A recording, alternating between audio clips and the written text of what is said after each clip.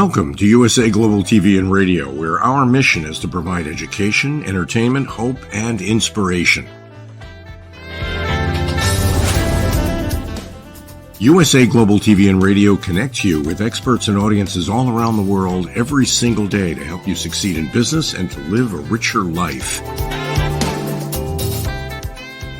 Visit us at usaglobaltv.com to learn about career and life-changing training and mentoring programs like the Listening Mentor. Subscribe to our newsletter to stay informed about our special programs and offers. Discover how you can become a guest on one of our shows or a host or producer of a USA Global TV and Radio show of your very own. That's USA Global TV and Radio, where the doctor is always in.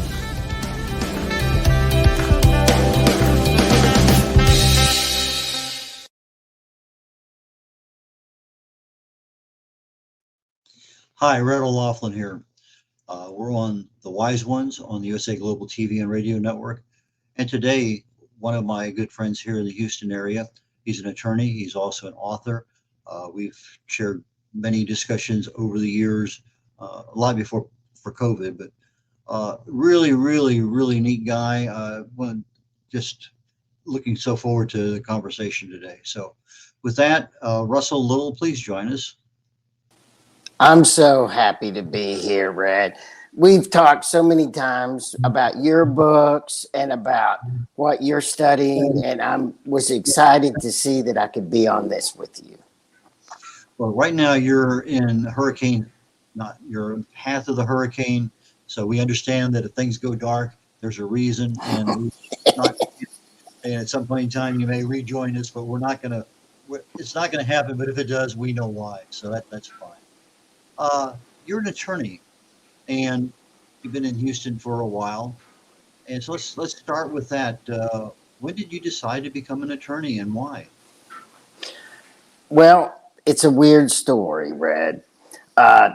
When I was a little boy, I had learning difficulties.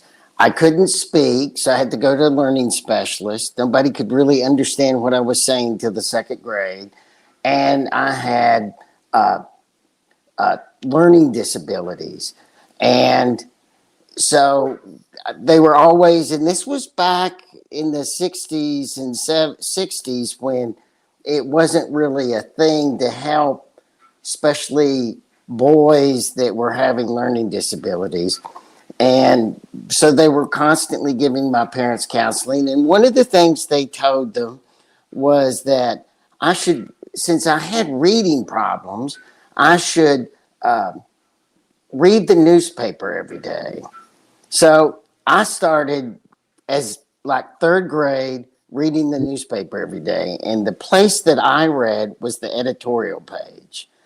And so from the third grade on, I was reading the editorial page every day, every school day before I went to school, and reading about politics and issues.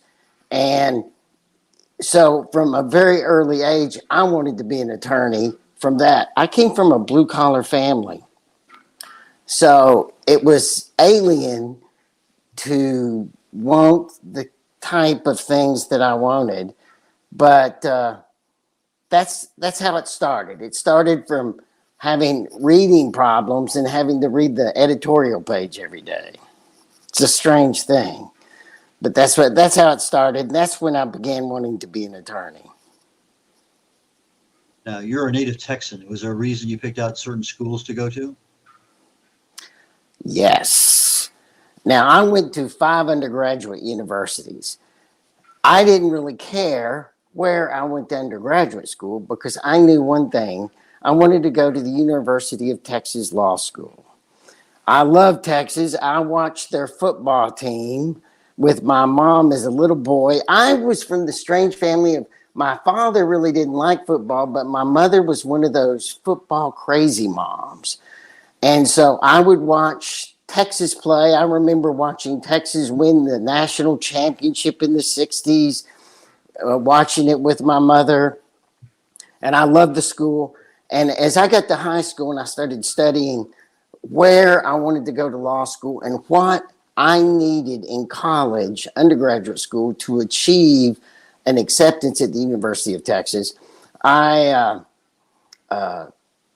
knew that University of Texas Law School is where I wanted to go because that was the premier university in the state of Texas for law. So that's where I wanted to go.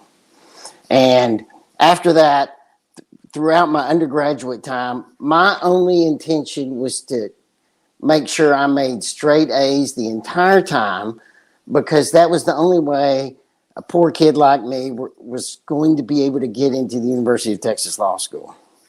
And I made one B the whole time I was in college, and that was in bowling.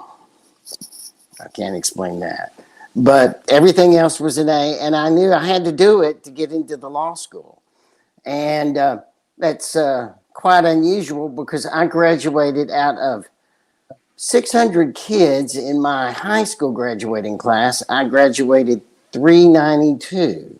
So I was like a C student. And I graduated number one at Texas Tech to get into the University of Texas Law School because I knew I had to do it. It's interesting. I interviewed an engineer once, and his grade point average is 3.98. So I said, "What'd you make a B in?" He said, "Weightlifting." I said, Yeah. "Okay." See, it's the same thing. What was his excuse?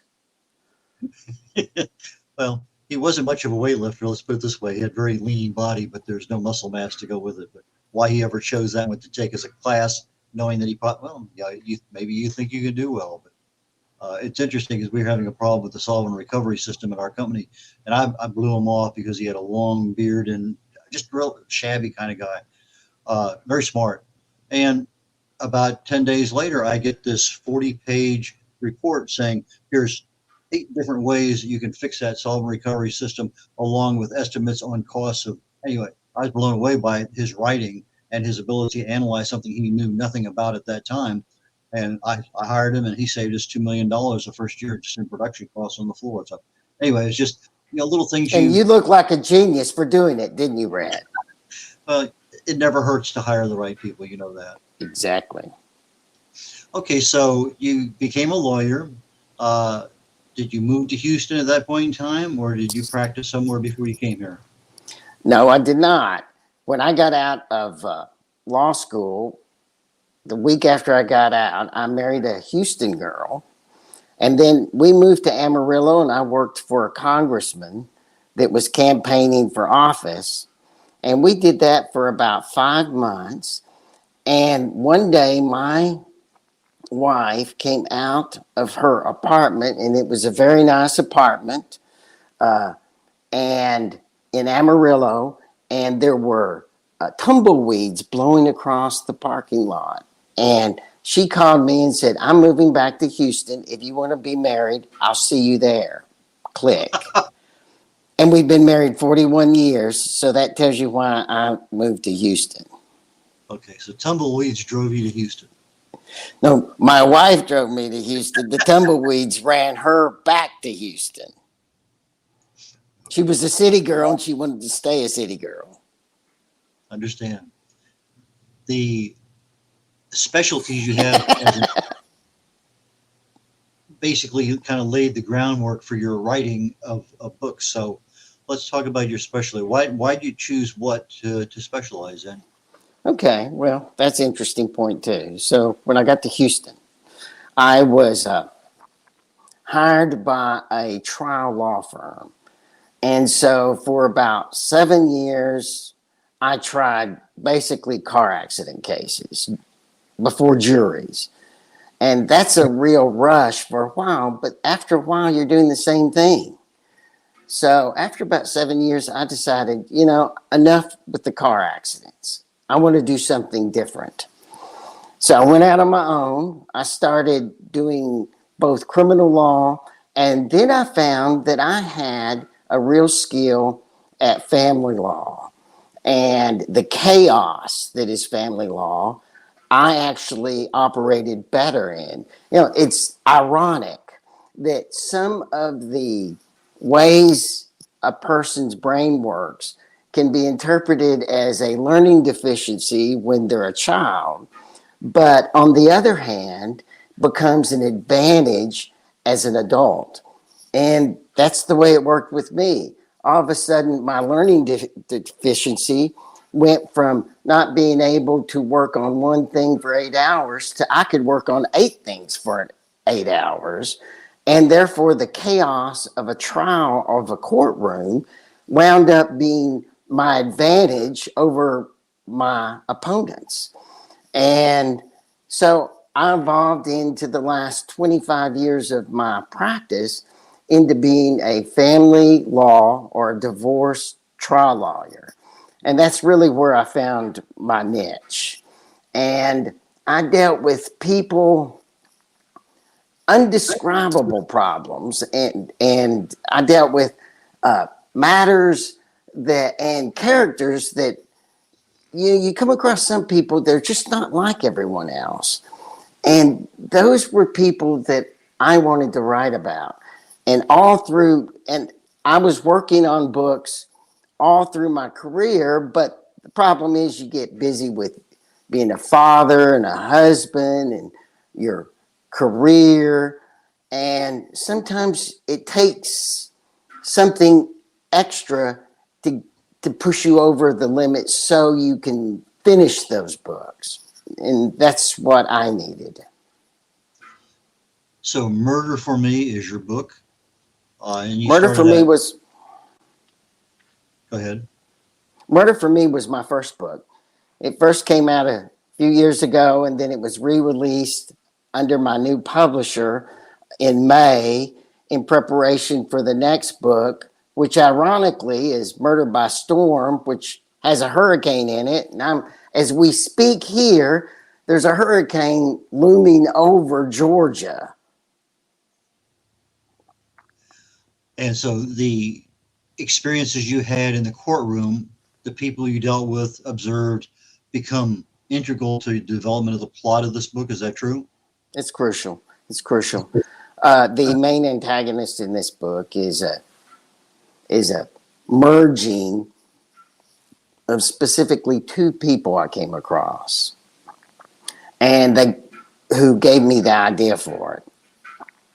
And they're so undescribably unique and so puzzling in their skills that it was something I wanted to write about. And in Murder for Me, there's also some inabilities and weaknesses of others that I wanted to write about. And so I merged them into this story of basically a battle between a very, very skilled woman antagonist, a detective that doesn't seem to know when to stop, and an attorney that was losing the grasp of reality. Okay. Did you model these off of people you know as other attorneys or detectives or whatever, or they just kind of fell out as part of the plot development? I got to say that it was a merging of different characters. Okay. And just the intellectual struggle in writing that book was to make a beautiful story and to communicate. For example, the lawyer that was losing grasp on reality, the intellectual battle or struggle in writing about him was to make the reader emotionally feel the struggle with him trying to hang on to his own sanity. In the as far as the antagonist, who's Marilyn in the story, it was trying to communicate to the reader so they could understand and perceive her strengths and her weaknesses. You know, what are the things about sociopaths and that sort of thing? In my experience, in my practice, was they're very skilled at handling the front end of their projects and plans, but they never really think out the back end of their projects and plans. And I wanted to put that in a literary form to say. And of course, the detective was actually modeled on a particular person, actually someone that's in my larger family that is comically exactly like the guy in the book. Now, when you have these characters, they're fictional. Do you have images or photographs or anything that you use in order to keep your brain aligned with that character when you're writing about them? Okay. I don't know how strange I want to sound on your show, but I'm going to tell you this story.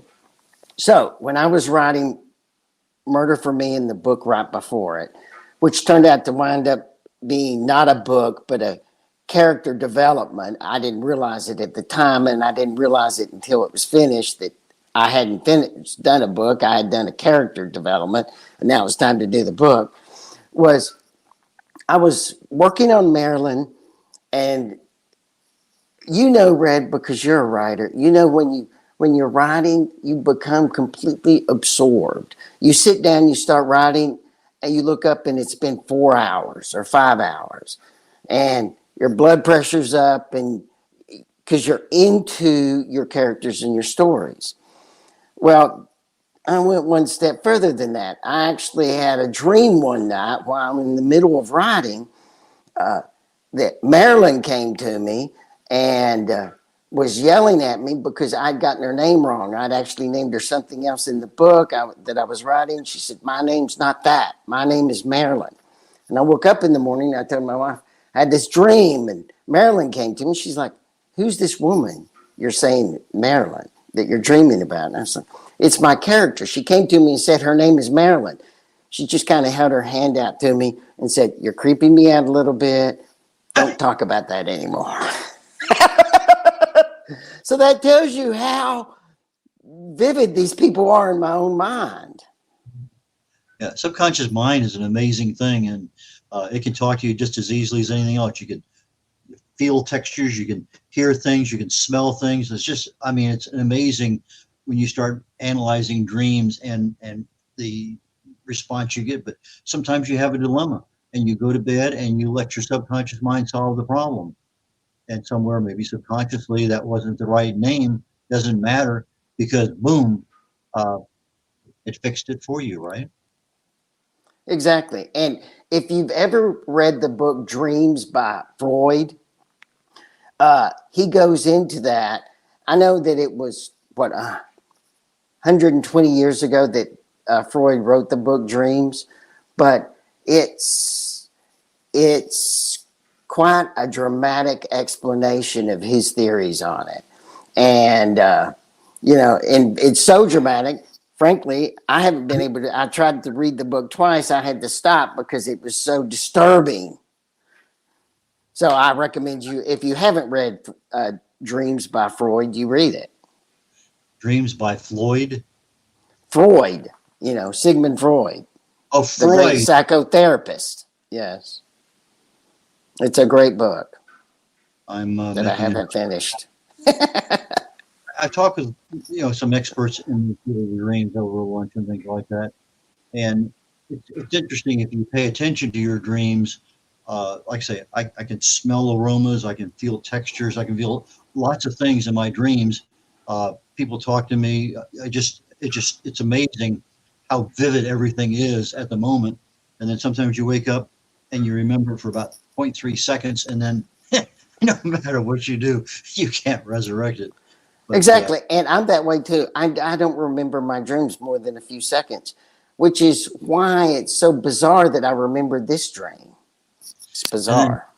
And then sometimes I can pick up a dream where I left off the night before or earlier in the night and keep going. And it's just, I've done that several times where I've only had one dream where it was future. And I've had some dreams where I knew I was dreaming, and I would just constantly go back to wherever I was. So I pay a lot of attention to that just in my own personal life, because it's exciting and weird, and you never know.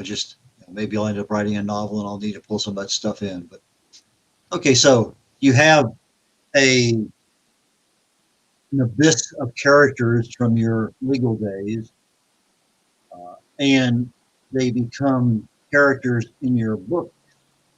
Now, is the second book that's coming out very shortly, is that an extenuation of the same people in the first one, or is there new characters? Oh, absolutely. Uh, I got three main reactions from my first book. I got a lot of good reactions, but uh, you know, it's funny. Uh, in the first book, Marilyn does, I communicated what she was doing, how she was doing it, how she was manipulating, but the readers wanted to know more about her. They wanted to know, why is she that way? What made her that way?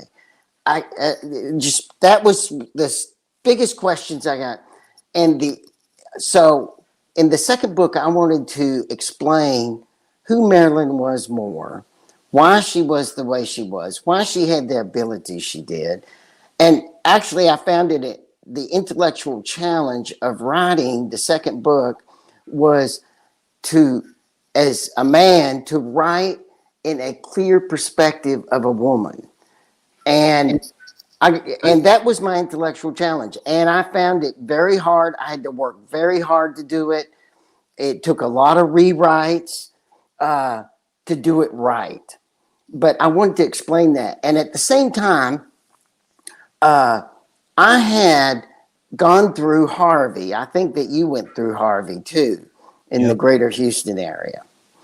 And I live in the mountains of Georgia now, but I was in Houston and went through Harvey. I lived downtown right across the park from where the thousands of refugees were taken when they were wiped out. And I spent the week helping over there, taking care of refugees. And then I spent weeks afterwards helping complete strangers that I never saw before and I never saw again completely gut their house so they could start repairs. And it was a life-changing experience. And if you've gone through a hurricane, you know the unbelievable sights that if you didn't see it, you would never believe it. For example, and I hope I don't see this over the next 2 days in Atlanta, but for example, manholes exploding up and water in a fountain pouring up 2 stories, blowing up out of the manhole, or complete strangers risking their life to save other people that they don't know and they don't know anything about. They don't know what their political beliefs or don't care what race they are. They're just trying to help people. And I wanted to tell that story too. And frankly, because of all the time I've been in court and my career, I knew what like what happens to the police during a hurricane? What happens to evidence when there's floodwaters?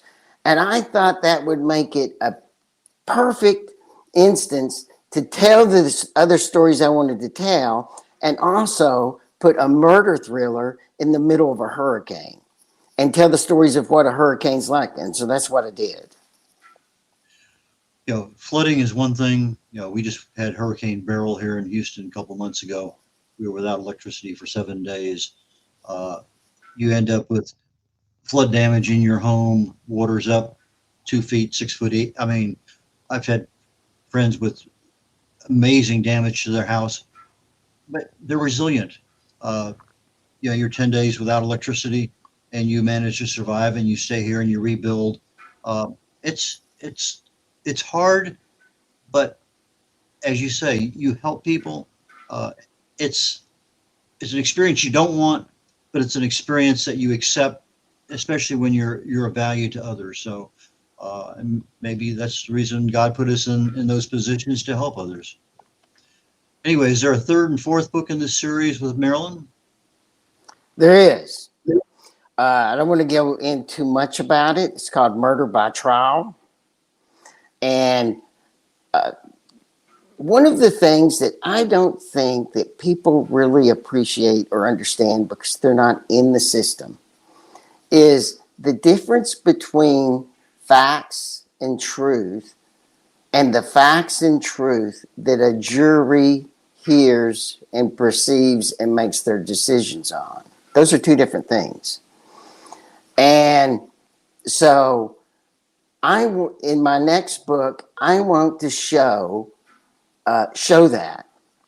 And also, if you've ever read Dunces of the Confederacy of the Dunces, it was a Pulitzer-winning book from a writer who only wrote one book in New Orleans. It has this unbelievable and memorable character. And so my challenge in the next book is, in much excess of anything I've done before, I want to create characters that people cannot forget, that they think about afterwards, that they think about years later, like I do that character in that book.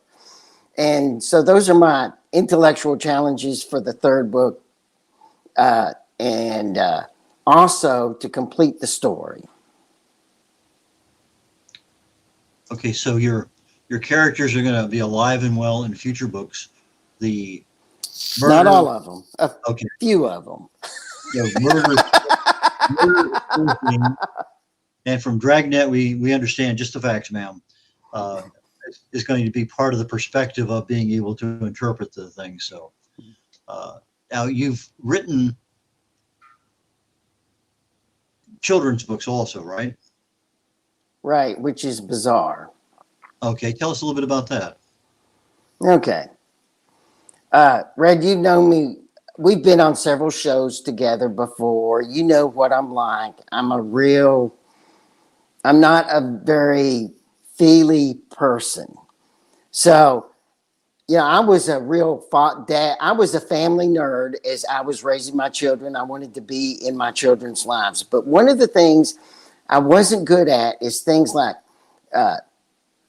parents' night at the school or something like that. I just always hated that stuff. But I have granddaughters now. And so there was a grandparents' day at my granddaughter's preschool. And my daughter told me I was going. So I go. And so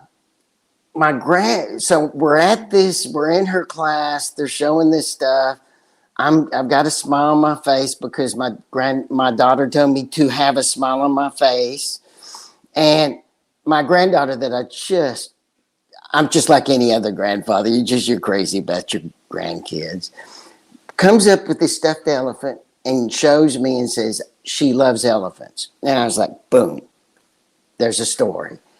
And so after that, and we were released, I went to a cigar bar and I sat down and I wrote a story about a little girl going to the zoo and a baby elephant getting away, and the little girl saves the elephant, right, from getting in trouble.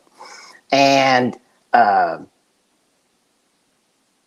then I showed it to one of my editors, and they said, "Oh my gosh, we want to put this. We have a group of stories we're putting together in a book, and this has got to be in it. But you got to write another one." Well, I can do that. So I wrote another one about a baby rhinoceros and befriending the baby elephant, and my granddaughter helping them, because I wanted to have a story with my granddaughter in it. And they loved the stories so much they put them in the book. And so those are the stories were also designed. I've always had a real affinity toward the larger African fauna and a concern about the animals of Africa surviving and not becoming extinct. And one of the ways that they have found to save those animals is to invest the local communities into saving them, not taking hunters to kill them, but saving them for sightseers. And I just wanted to communicate to young children how important and lovable these animals are, so they would feel the same way I feel about these animals, like elephants, rhinoceroses, hippos, the major lions, the major fauna of Africa. So that's what I did. No alligators or pythons or anything like that? Alligators need to be worn on boots. You mentioned, I was going to bring this up anyway, but you mentioned cigar bar. So obviously, you found a cigar bar in your new locale. You have been doing that now for quite a while. I remember you talking about those periodically. So have you changed your preference on cigars, or is that still evolving as you get older? I'm a Perdomo Gordo man. I said that I smoke large, powerful cigars that, as they burn, they fight back at you.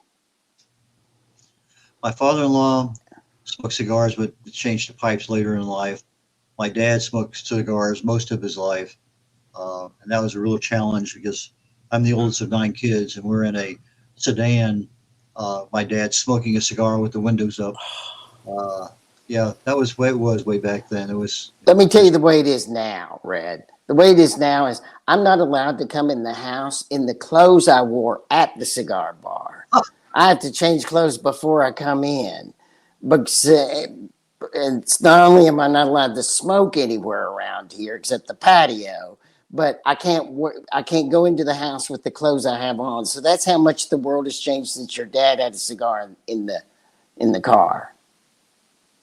But he apparently fell in love with them down in Brazil during World War II, and he's flying a lot down in that area. And they would hand make them down there anyway. Another story, another time. But when you're writing, I like that story. What's that? I said I would like that story. But you're writing. When did you start marketing your book? After you wrote it, or while you were writing it? And what kind of skills did you learn along the way? Okay, well, I guess after I wrote the Murder for Me, but we've been promoting Murder for Storm by Storm for some time now, and it comes out October 22nd. So we've been promoting it quite a bit since then. The most important thing I've learned when I started the promotion was algorithms. Algorithms is the magic that controls everything. And if you want to market your book successfully, you've got to understand algorithms. You've got to understand what changes algorithms, and you've got to act accordingly. So that's what I learned early. And since numbers and math is something I have an affinity toward, I was able to understand it and understand what I needed to do to change it. So as you learned more, you applied that and saw results that were favorable and kept doing it or tweaking it, making it better. Exactly. Like, it's like Amazon has all these magic numbers that if you hit, it changes the algorithm of how they promote your book and where your book appears when someone's looking at other books. And since readers, the vast majority of readers buy more than one book at a time. And I always was thinking of 80% of my books are read by women. And a high percentage of the women that buy my book buys more than my book at the same time. So the question is, how do I affect the algorithm so my book gets in front of those potential buyers more? And because whenever you look for a book like on Amazon or one of the other websites, when you buy one book or you're looking at one book, it suggests other books. Well, that's from an algorithm. So the question is, how do you affect the algorithm so your book is suggested? And once you understand that, that is the most effective marketing, because mathematically, I can go to a store and for 3 hours sit and ask people and to show my book, or I can work for an hour on my algorithms and how to adjust them and affect people all over the world that are looking at my particular book. You know, there's millions of books in the world. The question is, how do you get your book to the attention of those people that would be interested in it? And that's the challenge of marketing. Sounds like you know more than the average bear. Okay, last question before we start wrapping things up. Tell us just a little bit about how you develop the covers for your Murder By series. Okay. Well, there's two answers to that. When I released the first book, Murder for Me, the first time, I wanted a beautiful cover I could be proud of. And I concentrated hard on it. But that was before I understood algorithms. Once we reissued Murder for Me, and then we produced Murder by Storm, we had to redo the covers so that they were coordinated as the series came out with my publisher, Plum Creek Press. And they had an artist and expert work. And the idea is you want your book to look like what the readers expect books like yours to look like. Like if people that like murder mysteries have an expectation of what their covers should be, the algorithms will know what those covers are. And so you want to coordinate your covers so it's not too far from the top of the bell curve of what the expectations of potential readers and potential buyers are. And so your cover has to be within that narrow line of a bell curve. And the professionals that my publishing company have understood that and understood what I needed. And I'm very happy, especially Murder by Storm, because there's this big lightning streak that comes down the middle. I love the lightning. Okay, so we're at the end of the show. How do people get in touch with you? How do they buy your books? Both from your, if you need legal help, you're in the Atlanta area. Is that where you're at now? I'm in the mountains of Georgia, in Vinings, Georgia, right outside Atlanta. Okay, so how do people get in touch? What's your preferred method of contact? Well, they can find me at russelllittleauthor.com. That's my webpage. Or Russell's Stories on Facebook. And I respond to all my contacts. If you want to join my page at Russell Stories on Facebook, you have questions, that's where I actually let people know what I'm doing as an author. Interviews like today, right before this, I said, well, I still have, the hurricane is not hit yet. I still have power. Wish me luck on this interview. And so if you want to know what I'm doing, you should get on there and you can ask me questions there.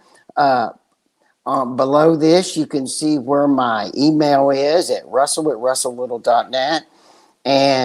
But I really, the best place to both follow what I'm up to and to ask me questions is at my website and at Russell Stories on Facebook.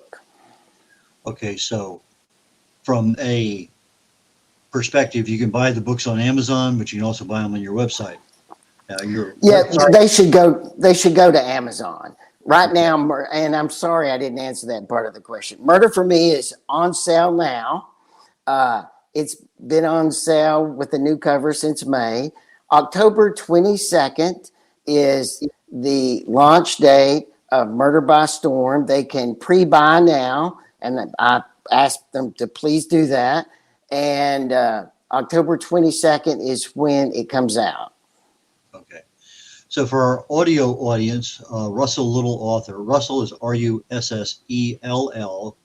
and then Little, Little, author.com. So Russell Little. So you got 3 L's in a row on russelllittle.com. Then another website he has is Russell Little, Russell, Little, Little, .net. And so you can reach him by email at russell@russelllittle.net, or just contact him through his website. And with that, Russell, I am super pleased that we had a chance to communicate today. I did not realize you had moved out of state, but I wish you the absolute best, and I'm sure at some point in time we'll bump into each other. I have a brother who lives in the Atlanta area, so next time I know I'm headed that way, I'll see if you're available, and we can go pretend like we know what we're doing. Okay, and I'm glad I still have power. Take care, Russell, and we will catch you later on. Okay, with that, this is Red O'Laughlin on The Wise Ones on the USA Global TV and Radio Network. Immediately following here in about 16 minutes, we have Talking Heads, and my show today is the beginning of probably a 6 or 8 part series on health habits for 2025 that we start today. And we're talking about today, we're going to start on mindset and how do we get ourselves prepared emotionally to make changes in our lives that we may never have made before. And with that, I am going to say, catch you next week on The Wise Ones, and look forward to catching you on Talking Heads here in just a few minutes. So take care. Red O'Laughlin signing off of The Wise Ones on the USA Global TV and Radio Network. Bye now.